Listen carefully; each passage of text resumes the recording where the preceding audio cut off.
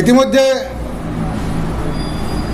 আপোনালোকে সকলোৱে গম পাইছে যে সামাজিক মাধ্যমত যে বীৰ লাচিত সেনাৰ নেতা শৃংখল চলিহাই ধুবুৰী জিলাবাসীৰ ওপৰত কিছু কটু মন্তব্য দাঙি ধৰিছে। সেয়ে আমি আজি অবিভক্ত গোৱালপাৰা জিলাৰ কলিতা জনগোষ্ঠীৰ লগতে আমি ধুবুৰী জিলাৰ কলিতা আলপাইন জনগোষ্ঠী আমি একত্ৰিত হৈছোঁ আৰু এই আপোনালোকৰ সংবাদ মাধ্যমৰ জৰিয়তে আমি শৃংখল চলিহাৰ বিষয়ে কিছু আমি মন্তব্য দাঙি ধৰিব বিচাৰিছোঁ। আচলতে শৃংখল চলিহাই তেখেতে যেটো কথা কৈছে যে ধুবুৰী জিলাত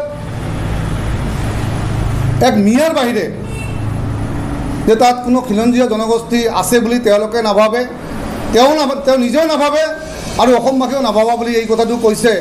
কিন্তু আচলতে আমি আপোনালোকৰ সংবাদ মাধ্যমৰ জৰিয়তে তেখেতক আমি সকীয়াই দিছোঁ যে আপুনি কি কৰক যে ধুবুৰী জিলাৰ যিখিনি বসবাস কৰা মানুহ আছে তাৰ প্ৰতি আপুনি অকণমান চৰ্চা কৰক, জ্ঞান আহৰণ কৰক। কাৰণ ধুবুৰী জিলাৰ পৰা এটা সময়ত ধুবুৰী জিলাৰ পৰা আমাৰ অসমৰ মুখ্যমন্ত্ৰী আছিল প্ৰয়াত শৰৎচন্দ্ৰ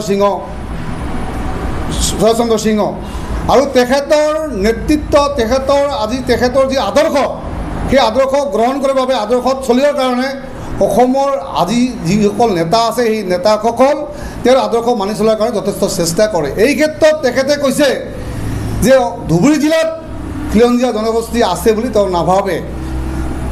আপোনালোকৰ জৰিয়তে আৰু এটা কথা কৈছোঁ যে আজি কিছুদিন আগৰ পৰা আমাৰ অবিভক্ত গোৱালপাৰা জিলাত ৰাজবংশী বন্ধুসকলক কেএছচি দিয়াৰ কাৰণে অৰ্থাৎ কেএছচি এডপভাৱে দিছে আৰু পূৰ্ণাংগ দিয়াৰ বাবে চৰকাৰে অতপতভাৱে লাগি পৰিছে। যদি ইয়াতে খিলঞ্জীয়া মানুহ নাই তেতিয়াহ'লে কেএছচিখন দিব ক'ত? তেখেতে নাজানে ধুবুৰী জিলাৰ ইতিহাসৰ কথা যে আমাৰ ধুবুৰী জিলাত মানে অবিভক্ত গোৱালপাৰাৰ ভিতৰত ধুবুৰী জিলাত যে গোৱালপাৰীয়া কলা কৃষ্টিৰ ক্ষেত্ৰত প্ৰতিমা পাণ্ডেৰ নাম অকল অসমতেই নহয় ভাৰতবৰ্ষতেই নহয় গোটেই বিশ্বতেই জনাজাত। তো এই ডাটাসমূহ তেখেতে আহৰণ নকৰাকৈ তেখেতে তেওঁ নুখুধাকৈ এটা কটু মন্তব্য দিয়াৰ বাবে তেখেতক আমি আমাৰ আজিৰ সংবাদ মাধ্যমৰ জৰিয়তে কলিতা জনগোষ্ঠীৰ ফালৰ পৰা তেখেতক আমি সকীয়াই দিছোঁ। তেখেতক কৈছোঁ আপুনি অলপমান আদৰ্শৱান হওক আৰু জনগোষ্ঠীটো আপোনালোকৰ যি সংগঠনটো আছে সংগঠনটোক নেতৃত্ব দিয়াৰ কাৰণে অকণমান ভালদৰে ভাল ভাষাত ভাল কলা কৃষ্টিৰ মাজত তেখেতে নেতৃত্ব দিয়াৰ বাবে ব্যৱস্থা কৰক।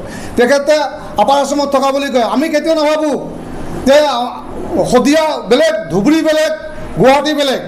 আমি কেতিয়াও কোৱা নাই যে গুৱাহাটীখন নামনি অসমত আমাৰ এই সমস্যাৰ মাধ্যমৰ মাজেৰে আপাৰ আছামে চলাচল কৰি আছে, আপাৰ আছামে চলি আছে বুলি। কিন্তু আমি বিভিন্ন সংবাদ মাধ্যমৰ মাজে মাজে দেখা পাওঁ যে আপাৰ আছামৰ যিখিনি মানুহ আছে তেখেতে নামনি অসমক খুব অতি তুচ্ছ মন্তব্যৰে মাজে মাজে ভাষা কৰি আছে। গতিকে আমি শৃংখল চলিহাক কৈছোঁ আদৰ্শৱান হওক আৰু আপুনি যে কটু মন্তব্য দিছে ধুবুৰী জিলাত খিলঞ্জীয়া নাই বুলি এই কথাৰ ওপৰত তেখেতে ক্ষমা খোজক যে তেখেতৰ ভুল হৈছে বুলি।